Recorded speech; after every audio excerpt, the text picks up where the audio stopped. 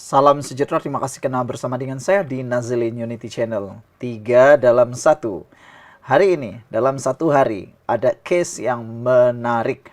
Pertama, Syed Saddiq Syed Abdurrahman dibebaskan. Itu dah cerita. Tak apa, jangan marah.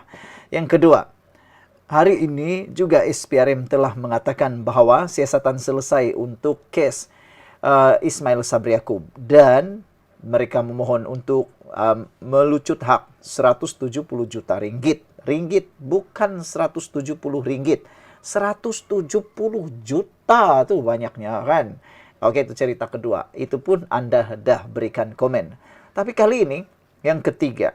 Dalam sehari 3 perkara menarik. Yang ketiga ialah SPRM pula memohon untuk melucutkan hak harta Daim Zainuddin termasuk Menara Ilham. Wow. Patutlah SPRM sekarang orang takut. Patutlah ramai yang tak suka dengan Anwar Ibrahim. Bukan karena Anwar Ibrahim tak buat kerja, tapi mungkin dah terlebih kerja. Kita istiharkan ataupun kita gelar Anwar Ibrahim terlebih kerja. Kenapa? Orang dah tak suka sebab semua orang kena. Bukan lagi bilis-bilis kecil, tapi termasuk bilis-bilis besar. Ataupun semua orang-orang besar sekarang ini juga disiasat SPRM. Terkini, SPRM mohon lucut harta Daim termasuk Menara Ilham. Yang kita sangka selama ini tak boleh disentuh lagi, akhirnya melalui SPRM yang reformasi ini, akhirnya semua orang yang kelihatan seakan-akan kebal, kini tidak kebal lagi. SPRM membuat beberapa permohonan bagi melucut hak beberapa harta milik Allahyarham, Daim Zainuddin dan istri serta proksi mereka termasuk Menara Ilham. Ketua Pesuruhjaya SPRM Azam Baki berkata permohonan itu dibuat di Mahkamah Tinggi Kuala Lumpur hari ini. Sebelum kita teruskan ulasan kali ini, saya perkenalkan kepada Anda semua, ini Transfer Factor for Life. Ini ialah terapi imun yang meningkatkan daya imun badan kita sehingga 400%. Secara umum dan ringkasnya, kita kena penyakit karena daya imun badan kita yang lemah, kita tak sembuh daripada penyakit karena imun badan kita yang lemah dan tidak bijaksana ataupun bodoh. Dengan daya imun badan kita yang kuat dan daya imun badan kita yang bijaksana, ia akan mengenal apa saja jenis penyakit yang ada dalam tubuh badan kita, lalu akan diserang oleh imun badan kita sendiri supaya kita jadi sembuh daripada penyakit itu. Transfer Factor for Life ini bukan obat, tapi ia adalah terapi imun yang meningkatkan daya imun badan kita 400%, membebaskan kita. Baiklah saudara, untuk mendapatkan produk ini hubungi nombor telepon yang tertera dan produk ini lulus KKM, ada sijil halal dan lebih penting daripada itu diperakui oleh seluruh dokter di seluruh dunia. Jadi dapatkannya dengan segera. Ingat, jangan bertangguh-tangguh. Mencegah lebih baik daripada mengubati. Kalau sudah dah mula ubat, kita cegah cepat-cepat daripada merebak lebih teruk lagi. Saudara, SPRM hari ini membuat beberapa permohonan bagi melucut hak beberapa harta milik Allahyarham Daim Zainuddin dan istri serta proksi mereka termasuk Menara Ilham. Ketua Pesuruhjaya SPRM Azam Baki berkata, permohonan itu dibuat di Mahkamah Tinggi Kuala Lumpur hari ini. Selain itu, menurutnya pihak berkuasa United Kingdom juga bersetuju dengan permohonan SPRM untuk melucut hak harta Daim di negara itu. Wow, rupa-rupanya ada banyak lagi harta Daim Zainuddin yang berada di luar negara, termasuk di United Kingdom. Persoalannya sekarang ialah, berapa lagi ke harta yang kita tidak tahu sebenar-benarnya? Adakah ini hanya sebahagian daripada harta yang kita ketahui, atau inilah semua harta yang dimiliki? Selepas diarah mengisytiharkan harta, barulah kita tahu rupa-rupanya ada lagi beberapa jenis harta yang kita tak pernah dengar. Dan hari ini disahkan SPRM memohon lucut harta-harta milik Daim termasuk Menara Ilham. Jadi kalau Menara Ilham jadi lucut dan harta Daim yang lain, makna kata ini milik siapa? Harta Menara Ilham siapa miliknya akan datang. Wah, ini memang kejutan lah kan. Sekarang yang menjadi tanda tanya, siapa pula yang akan kena oleh SPRM selepas ini? Kita berbangga sebab SPRM sekarang begitu hebat, berani, dan berevolusi. Tak lagi takut-takut, dia akan serbu siapa saja. Mungkin giliran siapa selepas ini. Kita jumpa lagi. Bye-bye.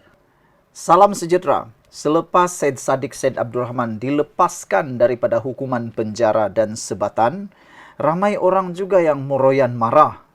Ramai yang betul-betul marah di media sosial. Tapi sebenarnya ada juga yang betul-betul menjadi menghairankan kita. Adakah ini adalah satu komplot, konspirasi atau sebagainya? Menjadi persoalan lah kan. Itulah yang paling bermain di media sosial. Pada waktu itu sebenarnya pendakwaan terhadap Syed Saddiq Syed Abdurrahman dalam keadaan politik tidak tentu. Tarik-menarik sokongan dan sebagainya. Ada yang menuduh Syed Saddiq Syed Abdurrahman mungkin terkena perkara yang menyedihkan sehingga dibawa pendakwaan itu kerana mungkin ada kaitan dengan politik, kata mereka lah. Tapi hari ini gembira untuk Syed Saddiq sebab dia terlepas. Tapi pada masa yang sama, ceritanya lain pula dengan Ismail Sabri Yaakob. Hari ini SPRM mengumumkan keputusan tentang siasatan terhadap Syed Saddiq pula. Ismail Sabri Yaakob, mantan Perdana Menteri Malaysia. Siasatan kes Ismail Sabri Yaakob disahkan selesai oleh SPRM dan kini SPRM akan lucut hak wang 170 juta ringgit. Wow! Ini betul-betul satu jumlah uang yang luar biasa banyaknya. Ada saingan dengan Najib Tun Razak. Kali ini lucut hak uang 170 juta.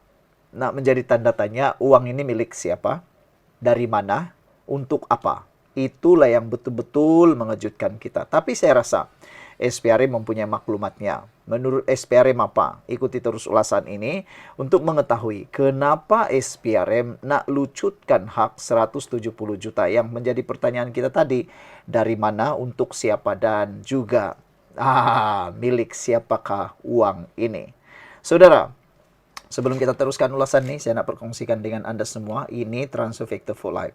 Ini ialah terapi imun yang meningkatkan daya imun badan Anda sehingga 400%. Secara umumnya, kita kena penyakit karena daya imun badan kita yang lemah. Kita sukar untuk sembuh daripada pelbagai jenis penyakit, masalah kesihatan karena imun badan kita yang bodoh atau lemah. Untuk meningkatkan daya imun badan kita, ini Transfer Factor for Life membantu meningkatkan imun badan kita 400%, mendidik imun badan kita bijaksana untuk mengenal penyakit-penyakit yang ada dari luar maupun paling bagus ialah di dalam tubuh badan kita. Transfer Factor for Life mengenal semua jenis penyakit dan akan membantu menyembuhkan kita melalui peningkatan daya imun badan dan pertarungan imun badan dalam tubuh badan kita. Siapa yang berminat untuk mendapatkan produk ini boleh hubungi WhatsApp di nombor yang tertera. Dan sebagai peringatan kepada Anda, jangan tunggu lama-lama, jangan bertangguh, nanti sudah terlambat. Baiklah, kita teruskan hari ini. SPRM memaklumkan pihaknya telah selesai melengkapkan siasatan melibatkan kes bekas Perdana Menteri Ismail Sabri Yaakob. Ketua Pesuruhjaya SPRM Azam Baki berkata, Timbalan Pendakwa Raya juga bersetuju untuk memfailkan permohonan melucut hak wang tunai 170 juta ringgit yang dikaitkan dengannya. Dalam kes ini pun kita telah selesai menjalankan siasatan. Kertas siasatan telah pun berada dengan Timbalan Pendakwa Raya, kata beliau.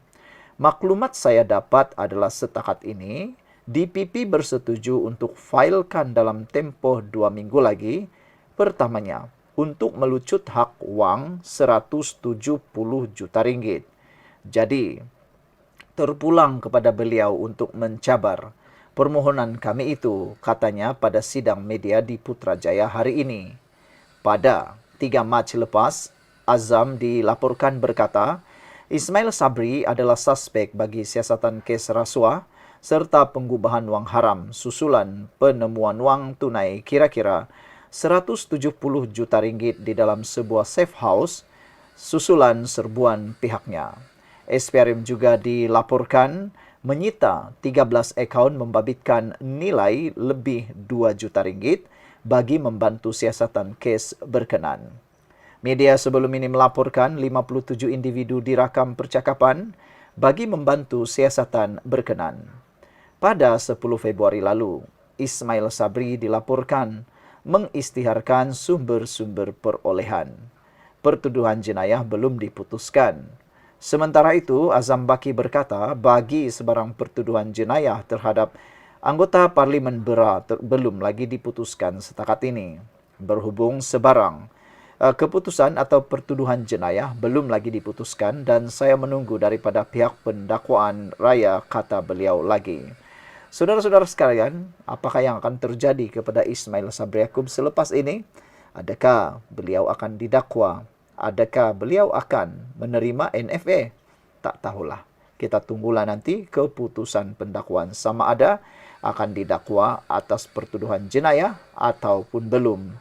Kerana kata SPRM, berkaitan dengan pertuduhan jenayah belum lagi diputuskan dan beliau menunggu daripada pendakwa raya. Tapi yang pastinya menurut Azam Baki, SPRM akan memohon untuk pelucutan hak wang 170 juta ringgit. Wah, sayang juga kan duit ini. Kalaulah ini milik sesiapa dan dilucutkan pula, sayanglah. Oke, jumpa lagi. Bye-bye. Salam sejahtera, terima kasih kerana bersama dengan saya di Nazlin Unity Channel. Gempar di seluruh Malaysia apabila Syed Saddiq Syed Abdul Rahman dibebaskan daripada pertuduhan menyeleweng 1.1 juta dana pemuda bersatu. Mahkamah Rayuan hari ini sebulat suara membebaskan Ahli Parlimen Muar Syed Saddiq Syed Abdul Rahman daripada semua sabitan dan hukuman melibatkan 4 pertuduhan bersubahat, melakukan pecah amanah jenayah, salah guna harta dan pengubahan haram, membabitkan dana Angkatan Bersatu Anak Muda Armada. Keputusan itu dibuat panel 3 hakim yang dipengerusikan oleh Ahmad Zaidi Ibrahim bersama Hakim Azman Abdullah dan Norin Badarudin. Mahkamah menerima rayuan bekas Menteri Belia dan Sukan itu berhubung keputusan Mahkamah Tinggi Kuala Lumpur pada 9 November 2023 yang mensabitkannya dengan hukuman penjara 7 tahun, 2 sebatan serta denda RM 10 juta. Sebelum kita teruskan ulasan mengapa Syed Saddiq Syed Abdul Rahman dilepaskan oleh mahkamah, jangan lupa tinggalkan komen anda dan saya perkenalkan kepada anda sebelum saya hurai mengapa Syed Saddiq Syed Abdul Rahman dilepaskan oleh mahkamah. Perkenalkan kepada anda, ini jawapan kepada masalah kesihatan anda. Transfector for Life bukan ubat tapi terapi imun yang mendidik imun badan kita menjadi kuat dan juga seimbang serta bijaksana. Transfector for Life ini menjadikan anda kuat dan sehat untuk melawan penyakit daripada dalam tubuh badan anda. Secara umumnya, kita kena penyakit kerana imun badan kita yang lemah. Secara umumnya, kita sukar untuk sembuh daripada penyakit kerana daya imun badan kita yang bodoh. Oleh sebab itulah, dengan kekuatan imun badan kita, kita boleh sehat dari semua jenis penyakit. Jadi, dapatkan produk yang hebat ini melalui nombor telefon yang tertera dan ingat, ini ialah produk yang diperakui oleh semua doktor di seluruh dunia, lulus KKM dan juga halal. Cepat dapatkannya sebelum anda terlambat. Ingat, penyakit anda tak pernah tunggu-tunggu anda. Anda tunggu-tunggu, anda akan merana. Coba dapatkannya bagi membantu meningkatkan imun badan anda. Baiklah saudara-saudara sekalian. Mahkamah Rayuan hari ini menerima rayuan bekas Menteri Belia dan Sukan itu berhubung keputusan mensabitkannya hukuman penjara 7 tahun 2 sebatan serta denda 10 juta. Ketika membacakan alasan penghakiman lebih sejam, Norin berkata pertuduhan bersubhat pecah amanah yang dihadapi oleh Syed Saddiq adalah tidak berasas. Norin berkata pendakwaan gagal membuktikan niat tidak jujur Syed Saddiq ketika memberikan arahan supaya 1 juta ringgit dikeluarkan dari dana armada. Dakwaan ketidakjujuran Syed Saddiq yang membawa kepada keuntungan secara salah, wrongful gain, kepadanya atau kerugian secara salah, wrongful loss, pada pihak armada tidak dapat dibuktikan.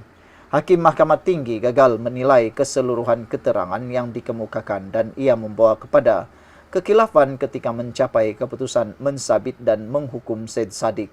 Ini memerlukan campur tangan mahkamah, kata Norin.